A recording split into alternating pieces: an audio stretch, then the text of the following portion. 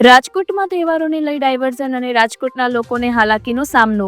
રાજકોટ તહેવારોને લઈ road diversion કરવામાં આવ્યા, પણ રાજકોટના માલવીયા ચોક સર્કલને પણ ડાયવર્ઝનમાં ફેરવવામાં આવ્યું. ત્યારે માલવીયા ચોકના બદલે ટાઇટલના શોરૂમ પાસેથી ડાયવર્ઝન છે તે યોગ્ય રહે તેવું લાગી રહ્યું છે, કેમ કે આજુબાજુમાં બિઝનેસ કોમ્પ્લેક્સ, સ્કૂલ તેમજ બાળકોની હોસ્પિટલ, ગેસ સ્પોટ, ટોકીઝ નજીક આવેલી છે. ત્યારે અનેક લોકોને હાલાકીનો સામનો કરવો પડે છે.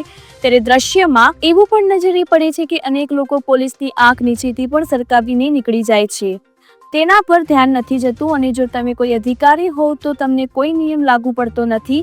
ત્યારે લાલ પ્લેટવાળી ગાડી નીકળી જાય છે અને સામાન્ય લોકોની સામે ફક્ત 10 મીટરના ગાળામાં સ્કૂટર લઈને જવામાં પણ હાલાકીનો સામનો કરવો પડે છે. ટ્રાફિકને હલ કરવાવાળા એક જગ્યાએ ઊભા રહી ટ્રાફિકનું નિરાકરણ કરે છે. ત્યારે ટ્રાફિકની સમસ્યા પણ વિડીયોમાં જોઈ શકાય છે કે એક જગ્યાએ ઊભા રહેવાથી ટ્રાફિકનો હલ નથી થતો. ત્યારે વાતોના ગપાટા ખાય છે, પણ ટ્રાફિક તો બસ લાંબી લાઈનો જ લાગે છે.